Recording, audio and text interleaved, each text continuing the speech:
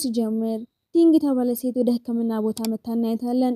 እዛም ሼን የተባለ ሐኪም ይሄ በሽታሽ እየባሰ እንደሄድ ለማስቆም ከፈለግሽ በፍጥነት ቀዶ ሕክምናውን ማድረግ አለብሽ ብሎ ይነግራታል።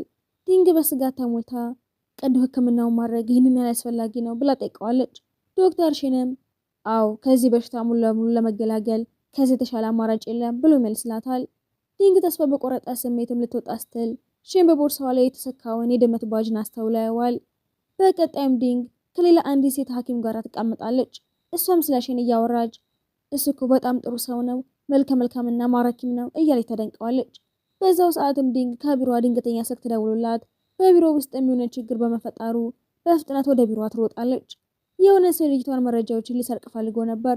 ነገር ግን ዲንግ የልጅቱን መረጃ እንዳይሰረቅ ታድነዋለች። ከዛም ዲንግ የምትወደውና በውጭ ሀገር የሚኖረው ቺን የሚባል ልጅ ደውላትና እኔ ወደ ሀገር እየተመለስኩ ነው፣ ስለዚህ በድርጅቱ ውስጥ አንድ ትልቅ ነገር መናገር ሳለብኝ ደግስ አዘጋጅልኝ ብሎ ይነግራታል። ከዛ በኋላም ዲንግ ወደ ልጅነት ጓደኛዋ ፋንግ ጋር ሄዳ ቺን ወደ ቢሮ ሲመጣ ምን ሊናገር ይችላል ብላ ታስባለች። ትጠይቀዋለች። ፋንግን ፈገግ ብሎ የጋብቻ ጥያቄ ላቀርብልሽ ይሆናላ።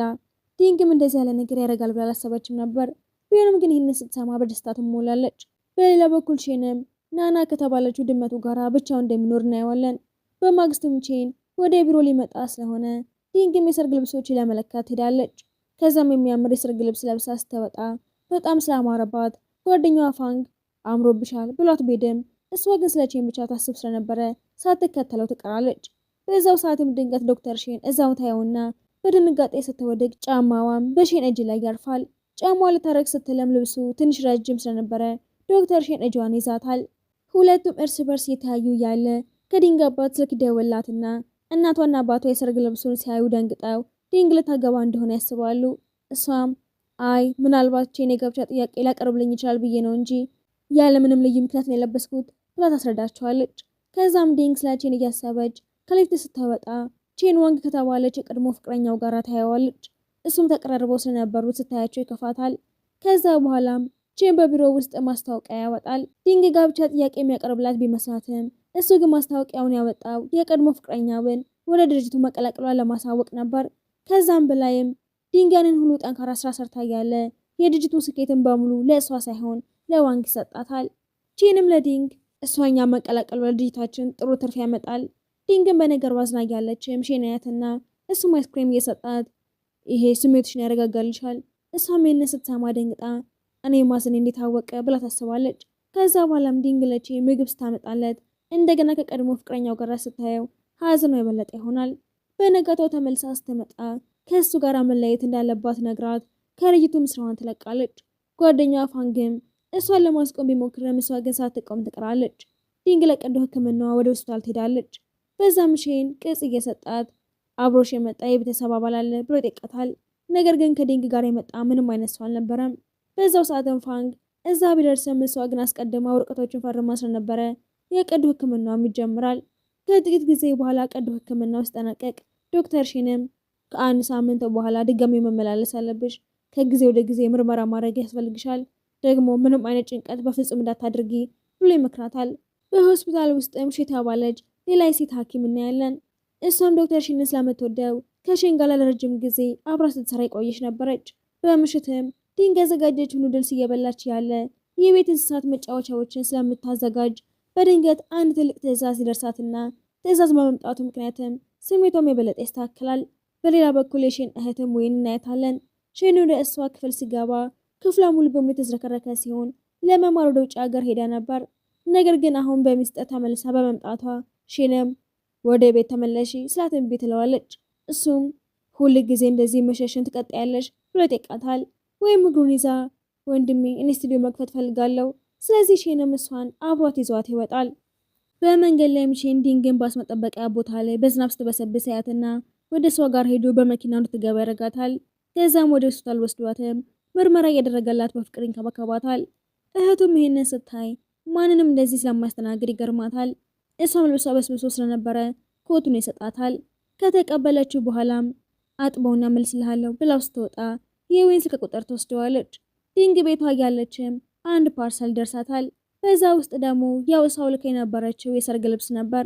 በአንድ ላከ እንኳን ባታውቅም ስታየው ግን ስሜታዊ ትሆናለች። በሌላ በኩል ወደ ቤት ከተመለሱ በኋላ የቼን እህት በሱ ፊትም ዲንግ እውነትም አንተ የምትወዳት አይነት ልጅ ናት፣ የዋህ ናት። ስለ እሷ ደጋግማ እያወራችም ስልክ ቁጥሯን ሰጠዋለች። እዛው ላይም አንድ የድሮ ትዝታም ይታያል። በዛም ሼን እና እህት ወይም ገና ህጻናት ያሉ እናታቸው የሞተችበት ጊዜ ነበር። ሼን በዝናብ ከተመታ በኋላ ዘወር ብሎ ሲሄድም አንዲት ልጅ ጃንጥላ ይዛ ወደ እሱ ጋር ትመጣለች። በሌላ በኩል ደግሞ ቼን ዲንግን ለመጎብኘት መጥቶ እናየዋለን። እንደወጣም ወዲያውኑ የሰርግ ልብሱን ያየውና ዲንግ አሁንም እሱ እንደምትወደውና ሁለቱ ሊጋቡ እንደሚችሉ ያስባል። ተቀምጠው እሱ ሊያወራት ቢሞክርም እሷ ግን ልታናግረው አትፈልግም ነበር። እሱም ቤት ውስጥ የሽንን ኮት ሲያስተውለው ዲንግ በፍጥነት ይሄ ጓደኛዬ ነው ብላ ትለውና ትቷት ይወጣል። በሌላ በኩል ደግሞ ሼን ገኦ የሚባል ልጅ ለማግኘት ወጥቶ እናየዋለን። ገኦ ፕላስቲክ ሐኪም በመሆኑ በየቀኑ ከተለያዩ ሴቶች ጋር የቀጠሮ ጊዜ የሚያሳልፍ ሲሆን ቀዶ ሕክምና እንዳይረጉ ይነግራቸዋል።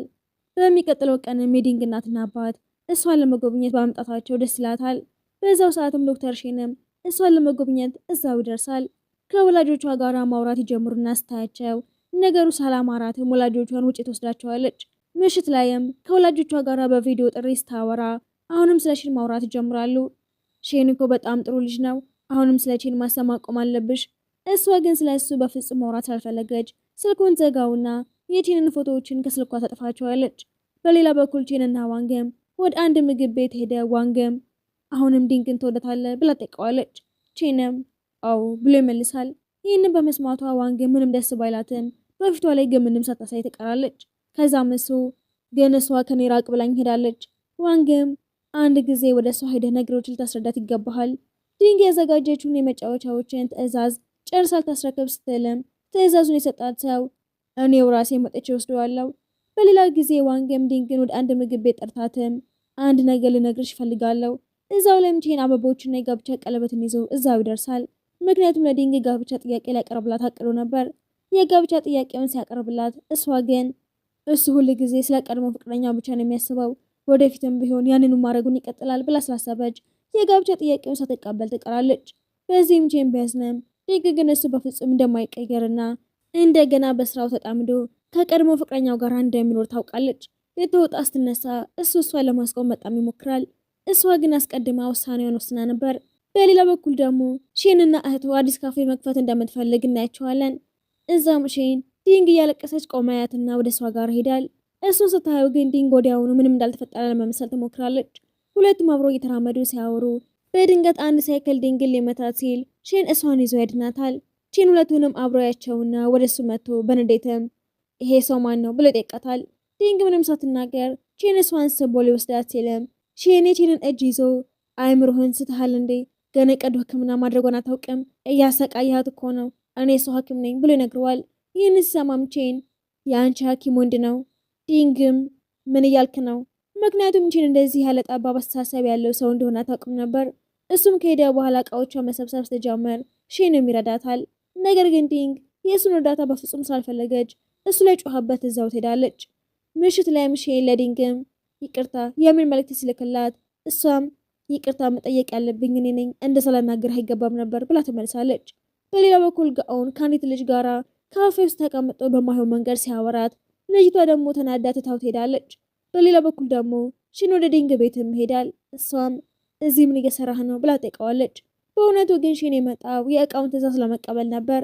ይህም ማለትም ለዲንግ የመጣላት ትዕዛዝም በእህቱ በቦ የተሰጠ ነበር። ሼንም ይሄ የእህቴ ትዕዛዝ ነው ብሎ ነግራትና ወደ ተዝረከረከው ቤቷ ይዛው ትገባለች። ወይም ከጋውን ጋር ተገናኝታ አዲስ የከፈተችውን ካፌ ልታሳየው ጋውን ይዛው ትሄድና ዛሬ ስቆና አብረን ገብተን የሆነ ነገር እንሰርቃለን ብላ በውሸት ታታልለዋለች። ጋው ይህን ሲሰማ ደንግጦ ምን እያልሽ ነው? እብድ ልጅ ልታስገድኝ ነው እንዴ?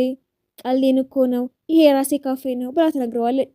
ዲንግ የሆነ ነገር ለመመልከት ወደ ውስጥ ገብታ ስትመለስ ሼን ቤቷን በሙሉ አጽድቶ ታየውና ትገረማለች። ከዛም ሼን የተዝረከረከ ክፍል አልወድም፣ በቃ ልሄድ። እህቴን ብትሆን ያዘጋጀሻቸው መጫወቻዎችን በጣም ትወዳቸዋለች። ከዛም ዲንግ በቅርብ የሞተችው ድመቷን ፎቶን ታሳየውና መጫወቻዎቹን የመስራት ፍላጎት ያገኘሁት ከሷ ነው። እኔ ቤቴ ናና የምትባል ድመት አለችኝ። እህቴ በጣም ስለምትወዳት እንከባከባታለሁ። ከዛም ሼን እቃዎቹን ይዞ ሲሄድም ከቀዶ ሕክምና በኋላ ራሷን እንዴት መንከባከብ እንዳለባት የሚገልጽ ማስታወሻ ቤቷ አስቀምጦላት ነበር። ወደ ቤት ሲመለስም ሼን እቃዎቹን ሲመለከት እህቱ ወይ መታ ወንድም ይሄንን ከየት አገኘኸው ብላ ጠይቀዋለች። ሼንም አንቺ ራስሽ ታውቂያታለሽ። እሷም ካሰበች በኋላ ዲንግ የሰራችው መሆኑን ትረዳለች። በማግስቱ ዲንግ ለምርመራ ወደ ሺን ጋር ትሄዳለች። ከምርመራው በኋላም አሁንም ትንሽ ህመም ይኖራል፣ ነገር ግን በሂደት ይስተካከላል፣ ይሻሻላል። ሰውነት ላይ የቀዶ ህክምና ጠባሳ ይኖራል። አይ መድኃኒቱን በአግባቡ ከተጠቀምሽ ምንም አይነት ጠባሳ አይኖርም። ከዛ ዲንግ የሰራችውን ትራስ በወንበሩ ላይ ስታየውም ሼን ይሄንን ያገኘሁት ከወይ ነው። በዛ መሀልም ወይ ለሼን ምግብ ይዛለች ስትመጣ ምግቡን አስቀምጠሽ መሄድ ትችያለሽ ስላት ወይም እንዴ ወደ ገበያ እንደምንሄድ ቃል ገብታ አልነበረም እንዴ? ሼን ግን አይ ዛሬ በጣም ስራ በዝቶብኛል ስላት ግን ይዛት ለገበያ ትወጣለች።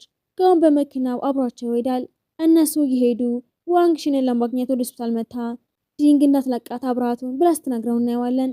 እሷ ከቼን ጋር መሆን ስለምትፈልግ ለቼን ከዲንግ እንዲርቅ መናገር ስላልቻለች ሼን ከዲንግ ጋር ፍቅር እንዲጀምር ትነግረዋለች። በሌላ በኩልም ወይ ዲንግን እነዚህ መጫወቻዎችሽን የት ነው የምትሰራቸው ብላ ስጠይቃት ቤት ውስጥ ነው የምሰራቸው፣ ከአዲሱ ሱቄ በላይ ያለውን ፎቅ ለዚህ ስራሽ ልትጠቀምበት ትችያለሽ ብላ ወደ ሱቃ ትወስዳታለች። እዛ እንደደረሱም ዲንግ ያ በመኪናው የመጣው ልጅ የፍቅር ጓደኛሽ ነው ብላ ስጠይቃት ወይም አይደለም እኔ ወደዋለሁ እሱ ግን ለትንሽ ልጅ ነው የሚኝ። ዲንግ ቤቷ ሆነ የስራቻቸውን ንድፎችን የተመለከተች ስለ ቤት አስባለች። ምክንያቱም ወይ የቤት እንስሳት መጫወቻዎችን ወዳቸው ነበር። በቀጣይ ቀንም ቼንና ዋንግም ስብሰባ ስለነበራቸው እሷን አብራ እንድትሄድ ጠይቃታል። ይህንን በመስማቷ ዋንግም ደስ ይላታል። ወይና ቼንም አብረው ቁርስ እየበሉ ዲንግ ከፍቅረኛዋ ጋር ተለያይታለች። ደግሞም አንተ እሷ እንደምትወደ ታውቃለሁ። በየቀኑ እንድታገኛት ከሱቄ በላይ ያለውን ፎቅ ስጥቻታለሁ። ደግሞ ገንዘቤ በሙሉ አልቋል። ትንሽ ገንዘብ ያስፈልገኛል። ምን ያህል ነው የሚያስፈልግሽ? 1000 የሚሆን ያስፈልገኛል ስትለው ዝም ይላትና ወዲያው ተነስታ አው ሳህኖቹን ያጥባቸዋለሁ። በሌላ በኩል ስብሰባው ካለቀ በኋላ ቼንና ዋንግም ሊወጡ ሲሉ ከጥቂት ጊዜ በፊትም ቀዶ ህክምና ተደርጎላት ስለነበረ ዋንግ ህመም ይሰማትና ወደ ሆስፒታል ይወስዳታል። ከዛም ወደ ዋንግ ጋር ሄዶ አልኮል እንድትጠጪ በማድረግ ያዝናለው፣ ይቅርታ አድርጊልኝ፣ የአንተ ጥፋት አይደለም። ቆይ አሁንም ስለ ዲንግ ታስባለህ ብላ ጠይቀዋለች። ቼን ግን ምንም ሳይመልስላት ይቀራል። ዶክተር ሼንም ቼንን ጠርቶት ዋንግ ካንተ ልጅ አርግዛ ስለነበረ ቀደም ሲል ቀዶ ህክምና ተደርጎላት እንደነበር ታውቃለህ። ይህን ሲሰማ ቼን ተናዶ የሼንን አንገትን ይዞ በአንተና በዲንግ መካከል ያለው ነገር ምንድን ነው? ምንም ነገር የለም፣ እኛ እንደዚሁ ጓደኛሞች ነን። ዲንግ የኔ ፍቅረኛ ናት፣ ከእሷ ራቅ አንተ ሞኝ፣ እሷ የቀድሞ ፍቅረኛ እንጂ የአሁን ፍቅረኛ አይደለችም ይለውና ቼን ቢናደድም ሼን ግን እዛው ትቶት ይሄዳል። በሌላ በኩል ዲንግ የራሷን ስራ ለመጀመር እያቀደች ያለ ለእሷም እኔ ዋንግን እየረዳኋት ብቻ ነበር፣ አንቺ በሌላ ነገር ተረድተሽ ነው፣ እኔ አንቺን በፍጹም አልተውሽም። ነገር ግን እዛው ላይ ከዋንግ ስልክ ሲደወልለት ከቤት ይውጣልኝ ትለውና ይሄዳል። በማግስቱ ሼን ወደ እህቱ ካፌ ሲሄድም ዲንግ እቃዎቿን ይዛ እዛው ትደርሳለች። ወይም ከባድ ሳጥን ተሸክማ ስታያት አሁን ቀዶ ህክምና ስለተደረገልሽ እንደዚህ ያለ ከባድ ሳጥን መሸከም አልነበረብሽም፣ ትንሽ ቀደም ብለሽ መምጣት ነበረብሽ። ወንድሜ እዚሁ ነበር፣ ነገር ግን አሁን ወጣ። ትንሽ ቆይታም ቆይ ግን ወንድሜን ትወጂዋለሽ ብላ ስጠይቃት ዲንግ ግን እንዲህ ያለ ነገር የለም፣ እኔ ወደ ሆስፒታል የሚሄደው ለምርመራ ብቻ ነው። ከዛ በኋላ ወይ በላይኛው ፎቅ ላይም ያለውን ቦታ ታሳያታለች።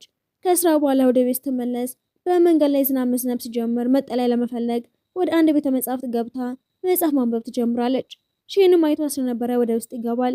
እሷም እዛ መጽሐፍ እያነበበች እንቅልፍ ሲወስዳት ታያትና መጽሐፉን አንስቶ እሱ ራሱ እዛው ተቀምጦ ማንበብ ይጀምራል። ጥቂት ጊዜ እንደዚሁ ካለፈ በኋላ ዝናቡ ያቆማል። በዛው ሰዓትም ነቅታ እሱን ስታየው እዚህም እየሰራህ ነው? መጽሐፍ ለማንበብ ነው የመጣሁት። ለመሆኑ አሁን እንዴት ነሽ? አሁን ደህና ነኝ። ዛሬ ትንሽ ከባድ ሳጥን ተሸክሜ ነበር። እንደገና እንደዚህ አይነት ስህተት እንዳሰሪ ሊጎዳሽ ይችላል። ከዛም የዲንግ ወላጆች እየመጡ ስለነበረ ሁለቱም እቃዎቻቸውን ይዘው ወደ ቤት ይመጣሉ። እሷም ለሁሉም ነገር አመሰግናለሁ ስትለው እኛ እኮ ጓደኛሞች ነን አይደል? ታዲያ ለምን አመሰግናለሁ ትያለሽ? ይላትና ደንግጣ እኛ እንደዚሁ ሐኪምና ታካሚ ብቻ አይደለንም እንዴ? ከዛም የእሷን ድመት መጫወቻ ያያትና ከእናቱ ቀብር ሲሮጥም በአንድ ልጅ ከመኪና አደጋ እንደተረፈና ያቺ ልጅም ያቺን የድመት መጫወቻ ሰታው እንደነበር ያስታውሳል። ወዲያውም አንቺ እኮ ከዚህ ቀደም ረድተሽኛል። ሊወጣ ሲልም ወላጆቿ ደርሰው አብረዋት ሲያዩትም አብሯቸው ራት እንዲበላ ያደረጉትና እያበሉ እያለ ወላጆቿም እናንተ ሁለታችሁ የፍቅር ቀጠሮ ላይ ናችሁ ብሎ ሲጠይቁ ዲንግም እኛ እንዲሁ ጓደኛሞች ነን ብላ ወሬውን ለማስቆም ትሞክራለች። በሌላ በኩል ዋንግና ቼን አብረው ሆነው ዋንግ በህይወት የሌለውን የቼንን ልጅ አርግዛ እንደነበረ እንረዳለን። ቼንም እሷን ይረዳት የነበረው ለዚሁ ሲል ብቻ ነበር። ከዛም ለሰዋ ከዚህ በላይ ምንም ልረዳሽ አልችልም። የዲንግ ወላጆች እየመጡ እናቷ አንድ ልጅ ልትወጂ ይገባል፣ ዶክተር ሺ ላንቺ በጣም ጥሩ ልጅ ነው። እሷ ግን አስተያየቷን ቸል ትለዋለች። ወደ ውስጥ ስትገባም አባቷ ያስቀመጠላትን የክሬዲት ካርድ አግኝታ በጣም ስሜታዊ ትሆናለች። ሼን ቤት ሲደርስ እህቱ ወንድሜ የት ሄደህ ነበር? ዲንግ ቤት ነበርኩ። እናቷና አባቷ መጥተው ነበር። ይህን ስትሰማ ወይ ደስ ይላትና ድመቷንም ስማ የወንድሜ ሚስት መንገዷን የጀመረች ይመስላል። በማግስቱም ዲንግ ከዌይ ጋር እያለች ሌላ ትዕዛዝ ደርሳትና ደስ ይላታል። ያ ሰው ማድረሻ ልኮላት አሁኑ እንድትመጣ ስለነገራት ዲንግ እሱን ለማግኘት ሄዳለች። ዋንግም ይህንን ጨዋታ ተጫውቺ ትላትና መጫወት ስትጀምር ቀዶ ሕክምና ሳደረገች ከፍተኛ ህመም ይሰማታል። ከህመሙ የተነሳ ስትቀመጥ ዋንግ መታ አንስታት እኔ እንደገና ከቼን ጋር መሆን ፈልጋለሁ ስትላት ዲንግን በንዴት ቼንን ስንት ጊዜ ጎዳሽው? አሁን ስለምን እሱን ትከታተይዋለሽ? ብትላትም ዋንግ ግን ከቼን ጋር አዲስ ህይወት ለመጀመር ፈልጋለሁ ብላ ትታት ሄዳለች። ከዛም ዲንግ ለምርመራ ወደ ሼን ጋር ስትሄድም እሱ በዛ ሁኔታሽ ውስጥ ለምን ጨዋታ ትጫወቻለሽ? ተሸናፊ መሆን ሳልፈለግኩ ነው። ይህንን ሁሉ ያደረግሽው በቼ ምክንያት ነው። አይ አይደለም ትሎና መድኃኒት ጽፎ ይስጣታል። ከዛም አብረው ወደ አንድ ምግብ ቤት ሄዳሉ። እዛም ሼን በጣም የሚያቃጥል ምግብ መብላት የለብሽም እያለ ከፍተኛ እንክብካቤ ያደርግላታል። በዚህ መሀልም አንዲት ልጅ ከጋኦ ጋር የፍቅር ቀጠረው ላይ ነበረች። ሁለቱን ስታየም እሷ የሼን ታካሚ አይደለችም እንዴ? ታዲያ ለምን እንደዚህ እንከባከባታል? ሼንም አይደለም እሷ ጓደኛዬ ናት ወይም በዛች ልጅ በቅናት ትነዳለች። በኋላ ላይም ዲንግ ወደ ወይ ሱቅ ስትሄድም ሼንም እዛ ደርሰው በሩን ዘጋውና ወይ ወዴት ሄዳ ነው ብሎ ስጠይቃት ለስራ ወጣ ብላ ነው። በጣም ጥሩ ሁለቱም አብረው ይሆናሉ። ደግሞ አንድ ልጅ ተቆልፈባቸው ፍቅራቸው መገላለጻቸው አይቀሬ ነው ብላ ታስባለች። ስለዚህ እርዳታ ለመጥራት እንደምትሄድ በመናገር ከዛ በፍጥነት ትወጣለች። ጥቂት ጊዜ እንደዚሁ ካሳለፉ በኋላ ሁለቱም ተቀምጠው ማውራት ይጀምራሉ። ከዛም ይመሽና ሼን አንድ ኬክ ይዞ ወደ ጠረጴዛው ይመጣል። ሁለቱም አብሮ ኬኩን መብላት ይጀምራሉ። ከዛም ትንሽ ኬክ በዲንግ ከንፈር ላይ ያይና ሼን ከንፈሯ ሊጠርግላት ሲሞክር በጣም ተጨንቆ ስለነበረ መታጠቢያ ቤት መሄድን ምክንያት ፈጥሮ ከዛ ይወጣል። ነገር ግን በጣም ከመጨነቁ የተነሳ ሲወጣ በየቦታው ካሉ እቃዎች ጋር ይጋጫል። እሷም ስታይ ፈገግ ትላለች። ከዚህ በኋላም ወደ ውጭ መውጣት ስላልቻሉ ሁለቱም እዛው ለመተኛት ይገደዱና ሶፋ ላይ ይተኛሉ። ዲንግ ተኝታ ያለ እጇ የሼንን እጅ ሊነካው ሲደርሰም ሼንም እጇን ለመያዝ ያስብና ግን ወዲያውኑ ትቶት እጁን ይሰበስባል። በሚቀጥለው ቀንም ቼን ከስራ ባልደረባው ጋር በመኪና ሲሄድ እናየዋለን። እዛው ላይም ለዲንግ ደውሎላት እሷ ከሌላ ሰው ጋር የፍቅር ቀጠሮ እንደሄደች ትነግረውና ይናድዳል። እሷ ግን ወደ ቀጠሮ ሄደችው እናቷ አስገድላት በመሆኑ ነበር። በሌላ ቀንም የዲንግ ጓደኛ ፋን ወደ ቤቷ ይመጣል። እሷም ያለቀሰች ስለነበረ ቢጨነቅም እሷ ግን ያለቀሰችው የሚታየው ፊልም አሳዛኝ በመሆኑ ነበር። ከዛ በኋላ ፋን ይዟት ወደ ውጭ ይወጣል። ውጭም አብሮ ይዝናናሉ።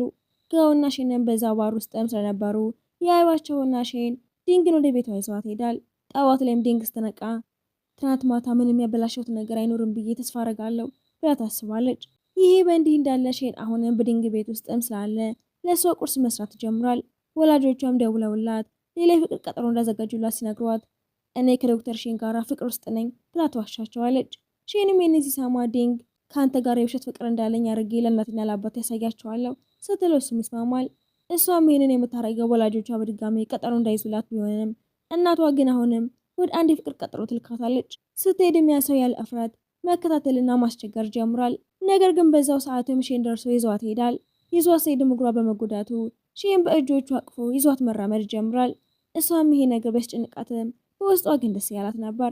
በኋላም ሼን ወደ ቤቷ ካደረሳት በኋላ ዲንግም አመሰግናለሁ፣ ወንድ ጓደኞች የሚያደርጉት ይህንኑ ነው አይደለም ያትና ፈገግ ትላለች።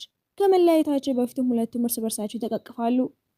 ይሄ በእንዲህ እንዳለ ቼን ሁለቱንም አብሮ በማየቱ በንዴት ከዛ ቦታ ሄዶ ራሱና የዲንግን ፎቶዎችን መመልከት ጀምሯል። በሌላ በኩል ዲንግን ትዕዛዝ አዛውት የነበረው ደንበኛ ትዕዛዙ እንደሰረዘው ይነግራትና ታዝናለች። ዋንግም ቼን በዲንግ ላይ ተስፋ እንዲቆርጥ እሱ ማበሳጨት ጀምራለች። ዲንግ ከሌላ ሰው ጋር መሆን ከቻለች አንተ ስለምን አትችልም? ከዛ በኋላ ዲንግ ለዌ ትዕዛዝ አግኝቼ ነበር ነገር ግን ሰረዙብኝ ለዘን የደበረኝ ብላ ትነግራታለች። ሼንም ይህንን ሲሰማ ይዟት ወደ ተማረበት የሕክምና ኮሌጅ ሄድና እዛም ስራዎችሽን እዚህ ማሳየት ትችያለሽ ብሏት ይሄዳል። ሼን ራሱ የእሷን እቃዎችን የሚገዛ የመጀመሪያውን ደንበኛም ይልካል። ከዛ በኋላ ሌሎችም ሰዎችም እዛው ይሰበሰባሉ። በነጋታውም የዲንግ ሱቅ የምርቃት ስነስርዓት በመሆኑ ከኦዌት የዴቤር ልብስ ለብሶ ውጭ ይቆማል። እዛው ላይ ቼን ጸሐፊ ይዛ ደርሶ ዲንግ መጠራት ይጀምራል። ጋውና ሼንም ሊያስቆሙት ይሞክራሉ። ነገር ግን እሱ ሁለቱንም ገፍትሮ ያልፋል። ዲንግም እዛ ስትደርስም ሼን በሰው ሁሉ ፊት ይቺ የኔ ፍቅረኛ ናት። ከዚህ በኋላም ዲንግን ስሞ ይዟት ከዛም ይወጣል። ከቆሙ በኋላም እሷ እኛ እያስመሰልን ብቻ ነው አይደለ ብላ ስጠይቀው አዎ ነው ብሎ ይመልሳል። ማታ ላይም ወይ በሼን ቁስል ላይ መድኃኒት ያደረገችለት እንደምትወዳት ትነግራት ይገባል ብላ ትነግረዋለች። ሼን ግን ምንም ሳይል ዝም ይላል። በማግስቱም ሼንን እንደገና ዲንግ ቤት እናየዋለን። ወላጆቹም እዛው መጥተው ሼንን ማስቸገር ጀምራሉ። ዲንግ ማግባት አለብህ፣ ግን ቆይ ዶክተር ለመሆን ለምን ወሰንክ ብለው ይጠይቁታል። የቤተሰብ አባል በካንሰር በሽታ ምክንያት ስለሞተ ነው ዶክተር ለመሆን የወሰንኩት ብሎ ይነግራቸዋል። ሲወጣም ይሄኛ ትወና እስከ መቼ ነው የሚቀጥለው ብሎ ይጠይቃታል። ቤቱ ከተመለሰ በኋላ ሙይ ከዲንግ ጋር እንዴት መሆን እንዳለበት ታስረዳዋለች። ዲንግ የምትወደው ከሆነ የሆነ አይነት ፍንጭ ትሰጥሃለች። ይህንን ሲሰማ ሰው ያለችውን ነገር ያስታውሳል። እናቷና አባቷ አሁን ደስተኛ ስለሆኑ ነገሮች እንደነበሩ ማስቀጠሉ ጥሩ እንደሆነ ነግረው ነበር። ሼን ምናልባት ዲንግ ለሰው የሆነ ስሜት እንዳላት ማሰብ ይጀምራል። በዛው ሰዓትም ወይ አንድ መጽሐፍ ሰጥታው እንዴት የውሸት ፍቅረኛ መሆን እንደሚቻል እንደሚያስረዳ ትነግረዋለች። በሌላ በኩል ዲንግ ተኝታ ከቼን ጋር አስታገባውና አብሮ ሲሆኑ ህልም ታያለች። በኋላም ሼን እዛ ደርሶ ዲንግን ይዘዋት ይሄዳል። ነገር ግን ዲንግን ፊቱን ስታየው የሼን ፊት የድመት ፊት መስሎ ስለነበረ ደንግጣ ትነቃለች። ከዚህ በኋላም ቼን ወደ ቤት ሱቅ መጥቶ አለቃሽን ጥሪው፣ አንቺ በጣም ታበዣዋለሽ። ነገር ግን ሼን ወንድሟ እንደሆነ ሲያውቅም ከዛ ይወጣል። ወይም አበቦቹን ወደ ውጭ እንዲጥላቸው ትነግረዋለች። ዲንግ እዛ ስትደርስም አበቦቹን ስለወደደቻቸው አንስታ ወደ ሱቁ ታስገባቸዋለች። በዛ አበቦች ውስጥም ማፍቀር የምትፈልጊው ማንኛውም ሰው ማፍቀር ትችያለሽ የሚል ማስታወሻ ታገኛለች። ከስሩ የተጻፈው ስምም ቼን የሚል ነበር። በዛው ሰዓትም ወይ ለእሷ ከወንድሜ ጋር የፍቅር ግንኙነት ውስጥ ናቸው አይደለ ብላ መናገር ስትጀምር ዲንግ ግን አይ እኛ እንደዚሁ ትወና እየተወንን ነው ብላ ወደ ውጭ ትወጣለች። ከዚህ በኋላ ሼን እህቱ ወደ ዲንግ ቤት ሄዶ እንዲያናግራት ነግረው የነበረውን አስታውሶ እሷን ለማግኘት ሄዳል። ሁለቱም ወደ አንድ ምግብ ቤትም ሄዳሉ። እሷ የሆነ ነገር ልትናገር ስትልም እዛ ያለች አንዲት ልጅም ራሷን ስታ ትወድቃለች። ስለዚህ ሼን እሷን መርዳት ጀምሯል። ልጅቷም ከነቃች በኋላ ወደ ቤት ሲመለሱ ላለፉት ጥቂት ጊዜያቶች ህይወቴ በጣም በጥሩ ሁኔታ እየሄደ ነበረ። ከዛም ሼንም አንቺ ወደ ህይወቴ ከመጣሽ ጀምሮ የኔም ህይወት እጅግ በጥሩ ሁኔታ እየሄደ ነው። በሌላ በኩል ቼን ተኝቶ ስለ ዲንግ ብቻ እያሰበ ዋንግ እሱን ለማግኘት መታ ውጭ ስጠብቀው እሱ ግን ሳይወጣ ይቀርና ተስፋ ቆርጣ ትሄዳለች። ከዛም ሼን ዲንግን ወደ ቤቷ ይሸኛት። እኔ አንቺ ማፍቀር ጀምሬያለሁ፣ እኔ ግን አሁን ለዚህ ዝግጁ አይደለሁም። ችግር የለውም አስቢበትና ንገሪኝ፣ እኔ መልስሽን እጠብቃለሁ። ወደ ቤት ከተመለሰ በኋላ ለቤት የተፈጠረውን ይነግራታል። ደስ ይብላትም ዲንግ ግን መልስ ስላልሰጠችው ይከፋታል። በቀጣይ ቀን ቼን ስብሰባ ላይ ያለ ከዋንግ ስልክ ይደወለታል። ነገር ግን ቼን ሳይመልስላት ይቀራል። በኋላም የዋንግ እናት ደውላ ዋንግ ራሷን ስታወደቀች ብላ ትነግረዋለች። በሌላ በኩል ዲንግ አሁን አዲስ የፍቅር ግንኙነት ውስጥ መግባት ሲያፈለግኩኝ ሼንን አሁኑኑ እምቢ ልለው ይገባል ብላ ታስባለች። ይሄ በእንዲህ እንዳለ ጋኦ የፍቅር ጥያቄ ማቅረቡን ሲያውቅም ደስ ይለዋል። ነገር ግን ዶክተር ሹ ሼንን ስለምትወደው በዚህ ደስተኛ አልነበረችም። በኋላም ዋንግ መታጠቢያ ቤት ውስጥም ተንሸራታ ስለወደቀች ቼን እሷን ለማየትም ይሄዳል። የዋንግ እናትም ዋንግን በዚህ ሁኔታ ውስጥ ብቻዋን አትተዋት። ዋንግ ራሷን ስታስታወቅ ለመጨረሻ ጊዜ ካንተ ጋር መሆን እፈልጋለሁ፣ ከዚህ በኋላ የራሳችን መንገድ እንሄዳለን።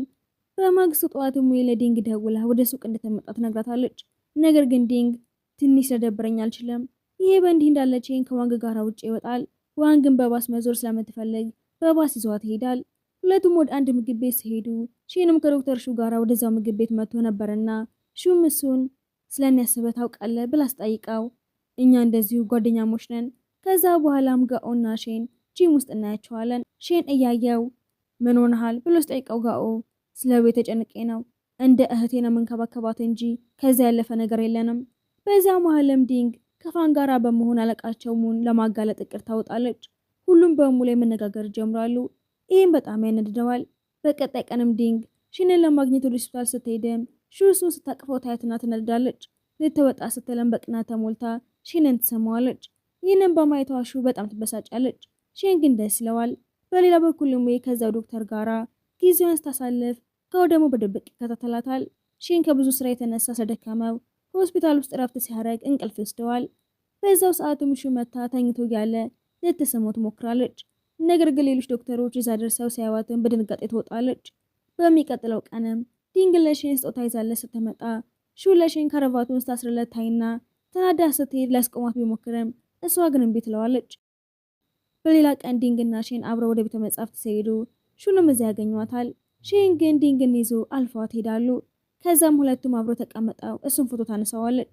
እዛ ተቀምጠውን በመልእክት የተላላኩ ሲያወሩ ሹ ደግሞ በቅናት ታያቸዋለች። እነሱም ሌላ መጽሐፍ ለመውሰድ ተያይዘው ይወጣሉ። ሹ ወደ ውጭ ወጥታ በስልክ ስታወራ ዲንግ ንግግሯን ሰምታ ሹም ሺን እንደምትወደው ታውቃለች። በቀጣይ ቀንም ዲንግ ወደ አንድ ሴሚናር ስትሄድም ሹ ደግሞ ለሺን የፍቅር ጥያቄ ታቀርብታለች። እወድሃለሁ ብላ ስታቅፈው ዲንግ በር ላይ ቆማ ታያቸዋለች። ሺን እሷን ገፍትሯት እናት የሞተችበት ዕለት አንዲት ልጅ አግኝቼ ነበር። ከዛ ቀን ጀምሮ እሷን ነበር የማፈቅራት። ዲንግን ስትሰማ ስለሷ እያወራ እንደሆነ ስላወቀች አይኖቿ በእንባ ይሞላሉ። በሌላ ቀንም ሺን እና ጋኦ ተቀምጠው እያወሩ ጋኦ መቼ ነው ቤት እንደዚህ የተወደደው? እኔ ስመረቅ ቤቶቹ እኮ ርካሽ ነበሩ። የእነሱ ጭንቀትን በማየትም ሺን ጋኦን ወደ ራሱ ቤት አምጥቶ እንዲኖር ያደርገዋል። ይህን ስታይ ወይ አይሆንም፣ እዚህ አይኖርም፣ እሱ ተከራይ ነው፣ ኪራዩን የሚከፍለናል ወይ አሁንም ትናደዳለች። ነገር ግን ጋኦ በመምጣቱ በውስጧ ደስ ብሏት ነበር። ከዛም ጋኦ ለእሷ እኔ በቅርቡ እወጣለሁ፣ ስለዚህ ምንም ችግር አይኖርብሽም። በሌላ በኩል ጋኦ በልቡ ውስጥ ያለውን ነገር ለዌ ለመንገር ደፍሮ ይነሳል። ነገር ግን አሁንም ቢሆን ሊነግራት አልቻለም ነበር። ይህ በእንዲህ እንዳለ ሺንና ዲንግም ስለ ጋብቻ ለማውራትም ወደ እናትና አባቷ ጋር ሄዳሉ። በሌላ በኩል ጋኦ ወደ ዌ ካፌ ሄደው ስራዬ በጥሩ ሁኔታ እየሄደ አይደለም፣ ስለዚህ ባክሽን በአንቺ ካፌ ውስጥ አስተናጋጅ አድርጊኝ። ነገር ግን ዌ በስነ ስርዓት ሳታናግረው ትቀራለች። በዛው ሰዓትም ያ ሌላኛው ዶክተር እዛ ይደርሳል። ወይንም እሱን በጥሩ ሁኔታ ታናግረዋለች። ያ ዶክተርም እኔ እዚህ የመጣሁት ከኔ ጋር የፍቅር ቀጠሮ እንድትወጪ ልጠይቅሽ ነበር። ይህንን ሲሰማ ጋኦ በቅናት ሆን ብሎ በዶክተሩ ላይ ቡና ያፈስበታል። እሱም ከሄደ በኋላ ጋኦ የሰጣትን አበቦችን መመልከት ትጀምራለች። ደስ ይላታል። በሌላ በኩል ሺንም ስለ ጋብቻው ሊያናግራቸው ወደ እናቱና አባቱ ጋር ሄዳል። ነገር ግን አባቱ ዲንግ ለእሱ ትክክለኛ ሴት መሆኗንና አለመሆኗን በማሰብ ተጨንቆ ነበር። በማግስቱ ጠዋትም ጋኦ ከዌ ካፌ ውጭ የሰራተኛ ማስታወቂያ አይቶ ለማመልከት ወደ ውስጥ ይገባል። ዲንግም አይታው ለዌም ቀጣሪው ብላ ስራውን ትሰጠዋለች። ከዛም ጋኦ እዛ ያሉትን ስራዎችን በሙሉ ይሰራል። ጽዳቱንም ሳይቀር ያከናውናል። እሱ ይህንን ያህል ስራ ሲሰራ ማየቷም ለቤት እንጂ የጥፋተኝነት ስሜት እንዲሰማት ያደርጋታል። ከዛም አብሮ ይመገባሉ። በሚቀጥለው ሺን እና የዲንግ ቤተሰቦች ለሰርጉ ለመገዛዛት አብረው ወደ ገበያ ይሄዳሉ። ጋኦ በዌ ሱቅ ውስጥ እየሰራ ፋን የፊቷ ቆዳ ላይ ችግር ካለባት አንዲት ልጅ ጋር እዛ ይመጣል። እሱም ጋኦ እንዲያስተካክልላት ይጠይቀውም ምንም አይነት የሕክምና እቃዎች ስላልነበሩት ወይ ወደ ወንድሟ ሆስፒታል ትወስዳታለች። ከዛም ጋኦ ለዌ ኬክ ያመጣላታል። እኔን የምታፈቅረኝ ከሆነ ታዲያ ለምን አትነግረኝም? ነገር ግን ጋኦ አሁንም ቢሆን ምንም መናገር ስላልቻለ ተናዳ ትተወዋለች። በሚቀጥለውም የእናቷ የሞት መታሰቢያ ቀን ስለነበረ ወይ ወደ እናቷ መቃብር ጋር ሄዳ ነበር። አባቷም እዛ ይደርሳል። እሱን ስታይም ትደነግጣለች። ምክንያቱም እስካሁን ድረስ አባቷን በጣም መጥፎ ሰው አድርጋ ታስበው ነበር። አሁንም ቢሆን ትወና እየተወነ ነው ብላ ታስባለች። በሌላ በኩል ጋኦ እንደገና ሆስፒታሉን ይቀላቀላል። ሺን እናቱ ከመሞቷ በፊት ደብዳቤ ጽፋ እንደነበረና ለፍቻቸው ምክንያቱ እሱ እንደነበር ያውቃል። ነገር ግን ዌል 10 ዓመታት ያንን ደብዳቤ ስላላየችው አሁንም አባቷ ላይ ተናዳ ነበር። እሱ ግን ይህንን ያደረገው እሱን ማስጨነቅ ሳልፈለገ ብቻ ነበር። ሺንም ለእሷ የአባታቸው ህመምና ምስኪንነት እንደነበረ ያስረዳታል። እሷን በድንገት የደረት ህመም ጀምራትና ሺንን መራ እንድታደርግ ይነግራታል። በሚቀጥለውም ሺን ሁሉንም ነገር አቅዶ ለዲንግ ጋብቻ ጥያቄ ያቀርብላታል። ነገር ግን ካንሰር ስላለባት ጥያቄው ሳትቀበለው ትቀራለች። በሌላ በኩል ቤት ውስጥም ጋኦ ደረቷን አሁንም እያመማት የነበረችውን ወይን ያያታል። ነገር ግን እሷ እስካሁን ድረስ ምርመራ አላደረገችም ነበር። ጋኦም ለእሷ ህመም ካለብሽ ወደ ሆስፒታል ሂጂ። ዲንግም ለምርመራ ሆስፒታል ሄዳ ሺን ያገኛትና ታመም ያለው ብለሽ ነው አልፈልግም ያልሽኝ? አዎ የምርመራ ውጤቱ ተቃይሮ ነው፣ ካንሰር የለብሽም። ሳት ደስ ብሏ ታቅፈዋለች። ነገር ግን በሚያሳዝን ሁኔታ ውጤቱ የዋሽ ስለነበረ ያዝናል። ወይም ለጋኦ ሸክም ላለመሆን ስትልም የፍቅር ጥያቄ ሲያቀርብላት አልፈልግም ትለዋለች። አባቷ ምግብ ሰርቶ የተንከባከባት ጋኦም ቤቷ መጥቶ ፍቅረኛ ትሆኛለሽ ስላጠላ ወደ ክፍሏ ትገባለች። ሲከተላትም ተወኝ፣ ሸክም ልሆንብህ አልፈልግም። ሲጀመር ደኔነ ሴት አትወድም አይደል እንዴ? አሁን ወደድኩኝ። ትነክሰውና ከተውከኝ ግን እንደዚህ ነው መነክስ ብለው ይተቃቀፋሉ። ከዛም ሕክምናውን አድርጋ ትድንና ሁለቱም ደስ ይላቸዋል። ሺንም ለትምህርቱም ወደ ውጭ ሀገር ሊሄድ እንደሆነ ለዲንግ ሲነግራት አብሮ መሄድ ብትፈልግም ስላልፈቀደላት ትጣላዋለች። የሚሄድበት ቀን ላይም ስላልተሰናበተችው ወደ ኤርፖርት እየሮጠች ብትሄድም ሳታገኘው ትቀራለች። ጊዜያት ሄደውም ያኔ ዘግይታ ስላላገኘችው ይቆጫታል። የሚመጣበት ቀን ላይም ከዋይ ጋር ሄዳ ብትቀበለውም እሷን ችላ ብሎ ወደ ሆስፒታል ውስጥ ይሄዳል። ከዛ ግን ተመልሶ ወደ ቤቷ ሲሄድም በተራዋ እሷ ችላ ትለዋለች። ለአንቺ ያለኝ ፍቅር በጣም ጥልቅ ነው ብላ አቅፋታል። ያየውሽ ቀን ነበር የወደድኩሽ።